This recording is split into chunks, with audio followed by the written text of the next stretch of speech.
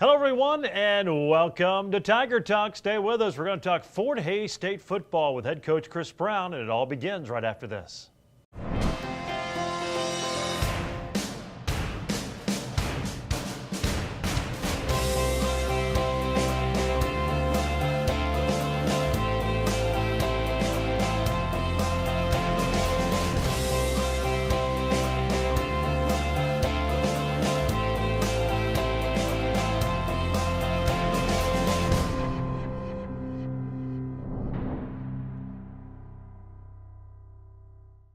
Hello again and welcome into Tiger Talk. Gerard Weilbrock with you for the next 30 or so minutes as we talk Fort Hays State football. The Tigers coming off a disappointing road loss at Washburn on Saturday, 30-24. We'll review that with head coach Chris Brown and take a preview look at another tough one this Saturday as the Tigers return home for the first time in 3 weeks. They will host the Griffins of Missouri Western, the top offensive team in the MIAA, and a 2 o'clock kick at Lewis Field. Tiger Talk brought to you by Mocha's Coffee, Bakery, and Bistro at 27th and Indian Trail in Hays, and by Freddy's Frozen Custard and Steak Burgers on North Vine, just off the interstate. Freddy's, the taste that brings you back. We'll take our first break. When we come back, head coach Chris Brown will join us right here on Tiger Talk.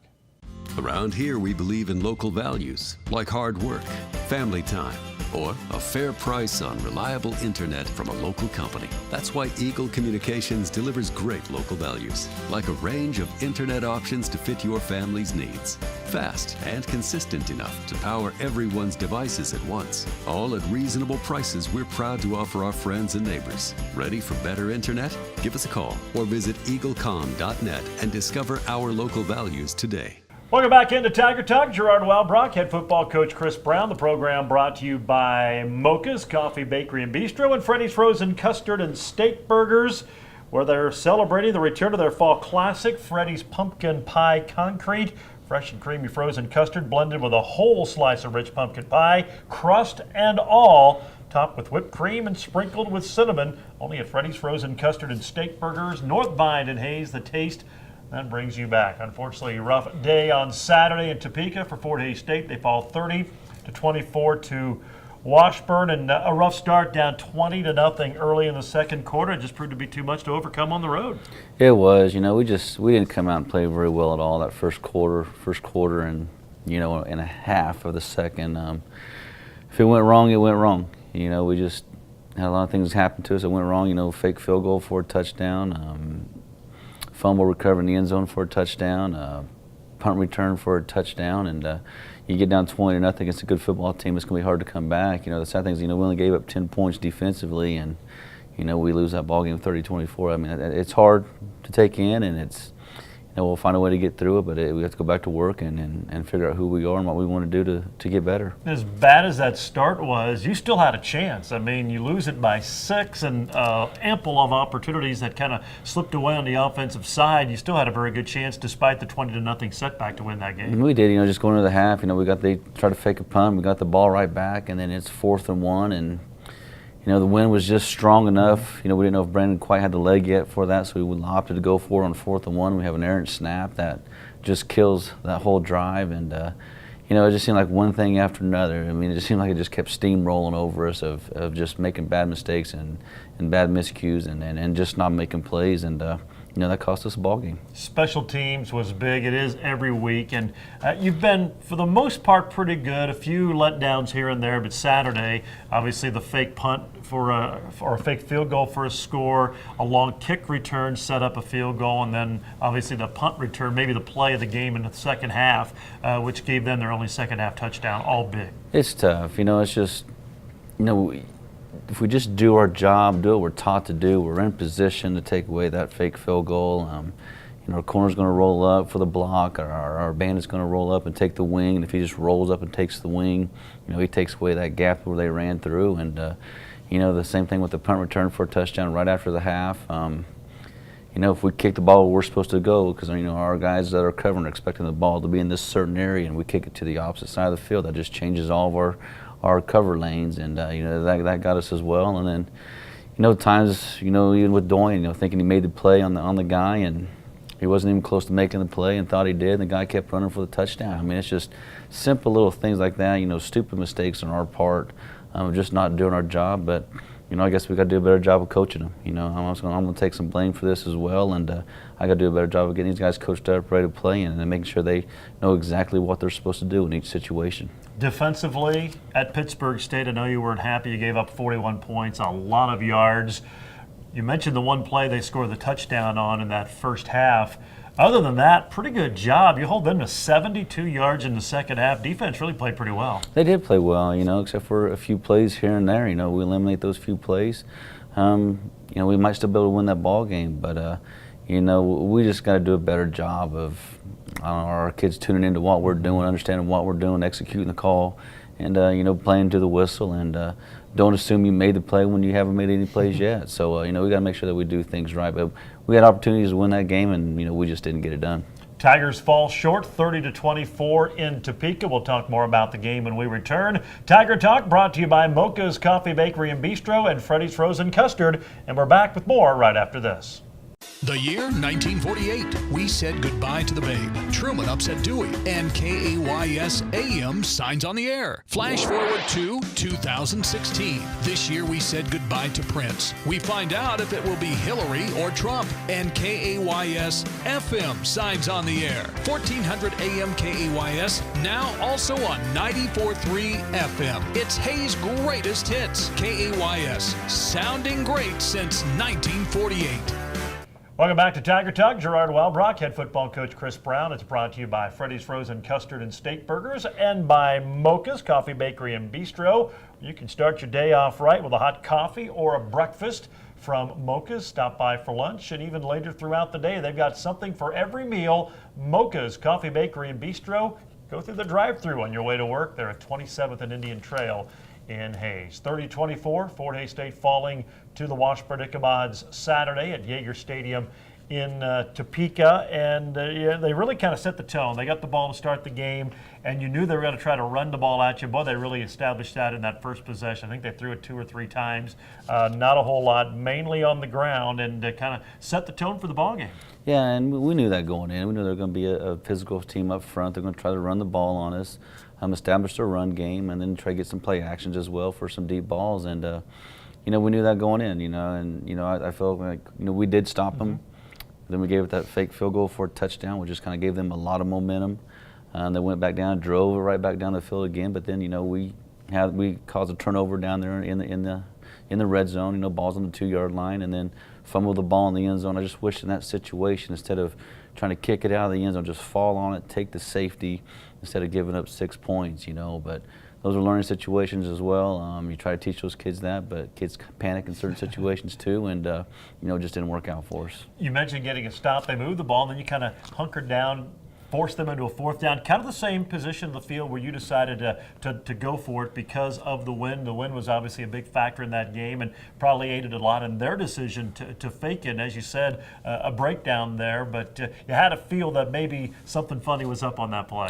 We did, we were yelling out there, watch the fake, watch the fake, watch the fake, make sure you do your job, know who you got, be responsible. And sometimes kids just do their own thing. I mean, they're 18 to 22-year-old kids.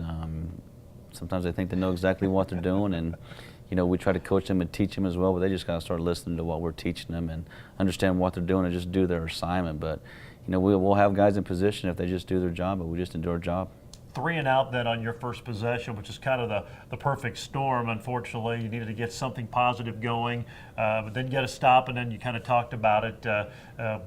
Got them the fumble as they drove back to the goal line, but then a breakdown. And you did a pretty good job of not allowing sacks in the Pittsburg State game. They got to Jacob 3 times, and obviously that was a big one because they were able to strip the ball and get the 6 points. And that was huge. It's the same blitz that we run against our guys, almost every day in practice. Our tackles just got to do a good job of, sitting inside and then kicking out the guy rushing off the edge. And, we didn't do that. And the guy got to Jake, and Jake wasn't able to hold on to it, wasn't expecting the pressure, and, he fumbled it. But still in that situation, don't do anything crazy. Just fall on the ball. We'll give them the 2 points, kick off to them. And, 2 is a lot better than 7. So, but we didn't do that, and it hurt us. Next possession, unable to do anything with it, had to punt it again, and then that's when they get the big hit. Really, the one really big offensive play they had, that 67-yard strike, and it looked like he had it defended, but just couldn't make the play. And Chavis, a very good receiver, made the catch and got it to the end zone. He did. That was a great play by that kid. Dolan's there to make the play, and he uses his other hand to make the play instead of the one he used, and secures a tackle. It's not a touchdown, but again, the kid thinks he makes a play, didn't make the play, and he stops in his tracks, had a corner that was there to make a tackle as well, missed the tackle, and they score a touchdown. So can't give a big play. You got to make sure that you're making the play before anything else, and we just didn't do it. 20-0 at that point. Tigers kind of with their backs against the ropes, but answered. You had to have a score, you feel, on your next possession. And boy, did you respond. 8 plays, 69 yards, big 34-yard pass play to Kenneth Iheem, setting up a T.J. Thomas run. Yeah, that's Kenneth. He's always going to find a way to get open, find a way to get a first down and make things happen. The kid's really, he's a playmaker when you watch him. He's just a little bitty guy, but he's strong, he's powerful, he's quick, and can make a lot of things happen. And seeing TJ run that in for that touchdown was huge for us too. It kind of gets us some momentum, but it seems like every time we get some momentum, we just give it right back to him. Malik Thomas banged up with a knee. Good to have TJ back after dislocating his foot in the Central Missouri game, and he kind of gives you another element in that running game, a little bit different than Shaq, a little bit bigger than Malik, and give you some strength and maybe a little more of a power game, especially in those tough short yardage situations. He is, and right now he's our short yardage guy. 3rd and 1, 4th and 1, goal line situations when we're getting our big package. He's a bigger, stronger kid, and we expect him to get downhill and get those yards for us. Just sometimes I think he hesitates a little bit too much instead of just hitting it. If he would just learn how to hit a little bit harder, I think he scores another touchdown. Washburn drives next possession. They miss a long field goal, and you make them pay a 58-yard strike to Shaquille Cooper. He got around the defensive end, and there was a no doubt along that sideline, and get you right back in that football game. Right back in, in a good situation. They tried to have their defensive end help, on the running back. Safety came over and got it, but the safety got picked by one of their own defensive backs, and it was just a great catch and run by Shaq. Jake did a good job of hitting him early when he was supposed to hit him instead of waiting until it got downfield. But that's a huge play for us. We're right back in the ball game right now. 20-14, Tigers back in it, and then a special teams breakdown. 48-yard kickoff return sets up a field goal and gave them some momentum going into the halftime locker room. And again, it's placement of the kicks. We're trying to pin them into a certain corner. We keep kicking it down the middle of the field or right down the hash. Now you have to defend the whole field, and once you do that, you're really not giving your return team or your kickoff team a chance to cover the field because they have to defend the whole thing. So we got to do a better job of placing our kicks where we want them. Even with our punts, we got to do a better job of placing our punts where we want them, so we can actually have a coverage instead of have to cover 53 yards, a field across the field. And then you come back, you got the ball. That's when we talked about it earlier, the 4th and 1, you opt to go for it going into the wind, and just unfortunately didn't execute. And that was kind of the theme of the day. Some key points, key junctures in the game, just could not get the execution down to make the play when you needed to. It was, it's a certain little area right there where the wind was just strong enough that, I didn't know if Brandon could make it or not because he missed an easy one earlier in the game, or maybe it was later. I can't remember, but it's just that part of the game. We need to get a touchdown. Try to get it within 2 points before the half, and we had an opportunity. And again, errant snap, lost about 15, 20 yards on it, and we killed ourselves. Yep, they go down, get a field goal, and have a 9-point lead going into the halftime locker room as the Tigers were trailing at 23-14. We'll take a break, be back, and talk about the second half. We'll do it right after this. You're tuned into Tiger Talk. That was another legend on 99 KZ Country. And yes, before that, we had a brand new artist. Your home for today's stars and the legends. We play real country. I'm Teresa Trapp. Weather, news, sports, it's all here. We're on Facebook, and there is a listen live link at hayespost.com. Dial us in on your radio at 99.5 FM. KHAZ, Real Country. 99 KZ Country. Welcome back to Tiger Talk, brought to you by Mocha's Coffee, Bakery, and Bistro, and Freddy's Frozen Custard and Steak Burgers, where they're celebrating a classic steakhouse favorite, the A1 Chop House Steak Burger. 2 sizzling patties topped with grilled onions, sauteed mushrooms, white cheddar cheese, and zesty A1 garlic sauce on a home-style bun. Only at Freddy's Frozen Custard and Steak Burgers, the taste That brings you back. Tigers down 9 at halftime Saturday in Topeka against Washburn. Had the ball to start the third quarter and a promising start. You moved it out to midfield, and the drive kind of fell apart on you because you felt if you can go down there and score there, all those things that kind of didn't go your way down the end of that second quarter, you could have erased them if you could have got that ball in the end zone. It is, that's a very crucial, part in that game. Get the ball to start the half. We got to go down and find a way to get points on the board, whether it's a field goal, touchdown. It doesn't matter, but it seemed like every time we got something started, we either get a penalty, just some stupid mistake that would cost us, and there you go. Here we got a punt, and we punt the ball, and it's not down the hash or to the sideline like we want to. We kick it across the field, and everybody's covering the opposite way, and when everybody's got to adjust their lanes and then try to get over, they're going to have angles on us, and that's exactly what happened. Yeah, 83 yards on the punt return. And really, you look at that second half, that was their only touchdown and really their only big play, and that was kind of the play of the game because you'd gotten yourself in a position, even though you didn't score on that first possession, you're only down 9, a whole half of football to go. From that point on, it was just an uphill climb. It was, it's a tough battle once you get in, because now they have a ton of momentum. They're feeling very, very good about themselves. And right now, our kids are stressed, but we got to understand that we got a lot of time left in this game. Don't stress yourself. Just go make plays, do the things that we were taught to do, and we didn't do those things, and we got to figure out a way to get ourselves back into a ball game and to go find a way to win a ball game. And hopefully this is a learning experience for our guys to go find a way to get things done and make plays. Came back the next possession, looked like you might answer and get a score. And Kenneth, he's been so good. He had a nice little 17-yard catch, got him down to the 15-yard line, but they got a helmet on the ball, jarred it free, and that was a big fumble. It was a huge one. Again, another one of their kids making a play and making things happen and getting a fumble recovery. We just got to do a better job of ball security, and we're in a good situation there to either go kick a field goal again or score a touchdown and get ourselves back in it. But another costly mistake, and gives them the ball back. Kind of catch a break, kind of surprised. They fake a punt from their own 25 or so yard line. You read it perfectly that time, get the stop, get the ball back. Again, unable to take advantage of it, miss on the 25-yard field goal into the win. Yeah, just another opportunity that we let go to waste. And, our guys got to start locking in and focusing. And, it's something that we preached all week. You can't take a team like this lightly. They were 4-2. We were 5-1, and they're a very good football team. They lost to Pitt and to Northwest, and that was it. And those are two very good football teams. And our guys just didn't lock in. I mean, it was just the whole day just seemed kind of weird. And once one thing happened, it just kind of snowballed and continued on. So we got to just find ways to get ourselves out of that. They get you miss the field goal, you force them to punt, you come back with a nice 8-play drive, get it all the way down to the 1, a little bit inside the 1, and you go for the field goal. Just talk about the decision, getting the points there for 3 instead of maybe trying to punch it in for a touchdown. It was a 16-point game at that point. You score a touchdown there, you got to go for 2. You don't get the 2-point conversion. Now you got to get a field goal anyway and a 2-point conversion to win that game. So I opted to get the field goal there, make it a 2-touchdown game. If we go down and score 2 more touchdowns, get both PATs, we hold them out, we win by a point. And that's why I went for the field goal there instead of trying for 2 2-point conversions, because those are very tough to get anyway.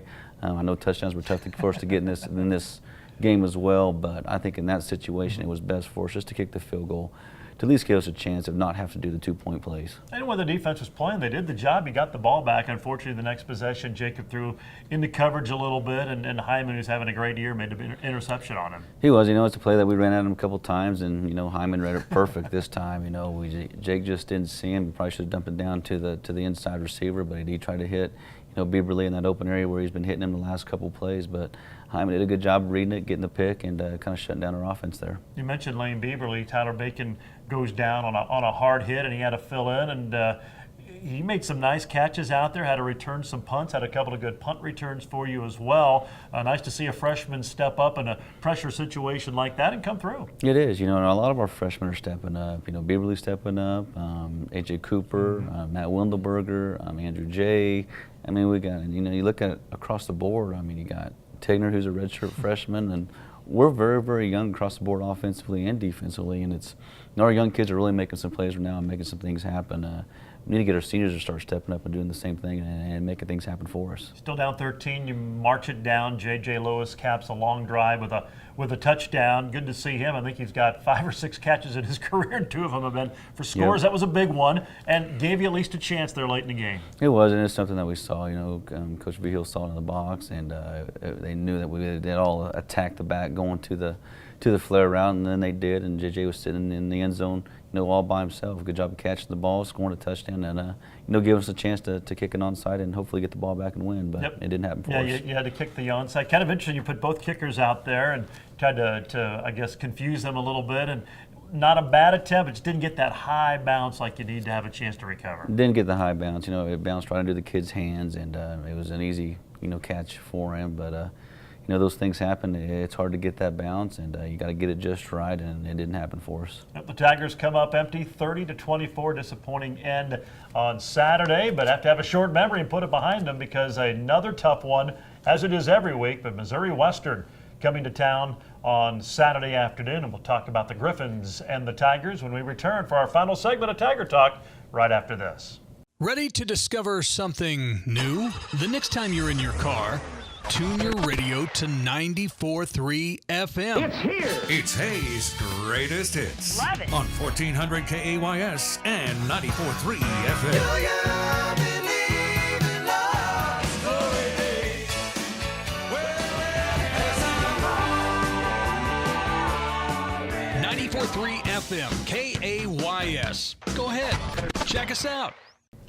Welcome back to Tiger Talk. Gerard Wellbrock, head football coach Chris Brown, our final segment of the program. And it's brought to you by Mocha's Coffee Bakery and Bistro and Freddy's Frozen Custard and Steak Burgers, where you can experience delicious cook-to-order food, rich and creamy frozen custard churned fresh throughout the day. It's all at Freddy's Frozen Custard and Steak Burgers, North Vine and Hayes. Freddy's Frozen Custard and Steak Burgers, a taste that brings you back. Fort Hays State 5-2, taking on a 4-3 Missouri Western squad, and anytime you lose a game, it's the nature of football. You play it once a week. You're in such a euphoric high after the win over Pittsburg State, and kind of down in the dumps after a tough loss to a very good Washburn team. And I think that's something that maybe gets lost in it. They played well. They are a good team. They're 5-2 right now. Still a lot to play for. Obviously, the schedule is still challenging with what's ahead of you, but still a lot of goals can be achieved. There's a lot out there, but you got to play well. Yeah, we got to play very, very well. I mean, things aren't over yet. I mean,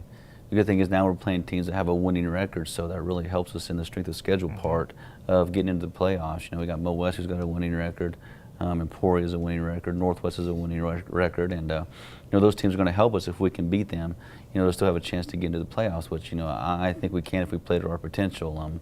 We just haven't done that last week. We played to our potential, and we got to find a way to do that. It's still kind of looking for that game, and it hasn't really happened all year where it all comes together. Last week in Pittsburgh, offense was great. Defense didn't have their best day. Saturday in Topeka, defense was really good, minus a couple of plays. Offense was okay, but didn't finish drives, and obviously the special team struggled. Still waiting to see your team put all 3 facets together on the same day. Yeah, I think once we put them all together, we're going to be a very, very good team, and then we're going to win some ball games, because I feel like we're talented, across the board on offense, defense, and special teams. It's just we can't put it together, and these kids got to find a way to put. Help each other out, have some confidence in one another, play for each other, have faith in the other teams, and if we do that and everybody does their part, this could be a very, very good football team. Missouri Western, they lost a crazy one, 55-47 at home to Pittsburg State. They were down and out in that game and made a fourth quarter rally, and kind of the same situation, got a touchdown to get it within 8 and couldn't get the onside kick to have a chance to maybe win on their final possession of the game. But you look at them, their offense is scary. I mean, they by far and away have the most potent offense in the MIAA. They do. They got 2 receivers that can run now. I mean, they can get vertical and they can go fast. I've just seen them blow by defensive back so far. And Win Miller does a great job of buying himself some time in the pocket if he needs to. Uses his feet very well to go get first downs. And, their running backs are very, very talented kids as well. And their O-line's big and strong and physical. So, it's going to be a challenge for us defensively. But the thing with them, they live off that big play. We can't give up the big play. We got to keep everything in front, make them earn everything. Hopefully they make a mistake or make an errant throw, and then we can capitalize on it. Now, one of those receivers, Dewan Ussery, I think he's second in all of Division II in yards per catch, and you let him in space, so you can almost forget about it. Not going to anybody's going to catch him. Yeah, they're not. You know, I've seen him run by tons and tons of defenders, so we got to find a way to keep him in front. And then when you do keep him in front, he's fast enough and slick enough to catch the ball and make you miss and get vertical too. So, you know, we're going to have to know where he's at. We're going to go gang tackle him, make sure we keep him corralled and keep him balled up because, you know, he can win a ball game by himself. Josh Caldwell, he leads the MIAA in rushing, well over 100 yards per game. You mentioned he's got a big offensive line in front of him. What has made him, I mean, we saw in the past he's been pretty good, but he seems to have taken it to another level. He's just patient. You know, he waits for the hole to develop, and then when he sees it, he's downhill and he's hitting it hard. You know, he's not one of those guys that's going to dance around and make a lot of guys miss, but it's just the way he runs. He's just a very, very physical runner. Likes to get downhill, likes to get vertical, likes to punish people, and you know, that's a good running back right there. Defensively, they've given up some points, they've given up some yardage, they've got some talented personnel, but for whatever reason, teams have had a little bit of a success against them. I guess that's probably going to be the key to hopefully get your offense back on track, and when the opportunity to finish some drives and score some points presents itself, to do it, because it was certainly there in the Washburn game, and really for the first time in a while they were unable to take advantage of it. Yeah, it is. We know we got to finish. You know, it's just going to be a type of defense that we've struggled with. You know, since I've been here, we always struggle. You know, playing against a 3-4 defense. Central Missouri was one of those. You know, we got to find a way to establish the run game, get our passing game involved as well. Our receivers got to get open, and you know, can't get locked down. You know, one-on-one. So, you know, it's going to be a battle. They're very aggressive up front. They bring some blitzes that they're going to keep us off balance. We've got to find a way to protect Jake, and they'll give our back some holes to run through. So it's going to be a tough battle. They're a very good football team, and you know, we got to find a way to take care of business and do our job and make ourselves better and go find a way to win this ball game. Well, it should be a fun one, certainly, and never beaten them since joining the MIAA. I know there's been a close call their place a year ago, a few other ones.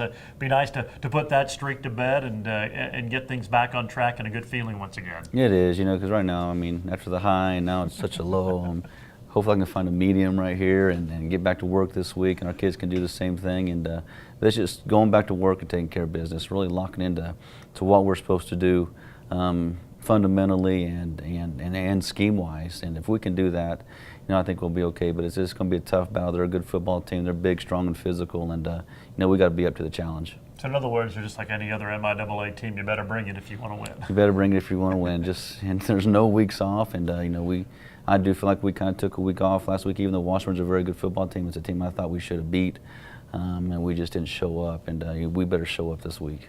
Coach, we appreciate it. Have a great week of practice. We appreciate the time, and we'll see you on Saturday. Thanks, Gerard. That's head coach Chris Brown of the Tigers. Hey, if you missed any portion of the program here today, you can always catch it online, HaysPost.com, or the video replay. It's on Tuesdays and Wednesdays at 10 and 7 on Eagle Cable's channel 14 and 614. And, of course, you can always watch it on HaysPost.com. 2 o'clock kick Saturday, on the air at 1 with the Auto World pregame on Tiger Radio Mix 103. And that's going to wrap up the program for today. Again, it's brought to you by the Hayes Med Orthopedic Institute, the Taco Shop, G&L Tire and Automotive, Golden Belt Bank of Hayes and Ellis, Adams Brown, Barron and Ball, Couture for Men and Women, BTI, and Horizon Appliance and Electronics. And of course, our title sponsors, Mocha's Coffee Bakery and Bistro, 27th and Indian Trail in Hayes, and Freddy's Frozen Custard and Steak Burgers, North Vine in Hayes. It's the taste that brings you back. For Coach Chris Brown, this is Gerard Walbrock. So long, everyone.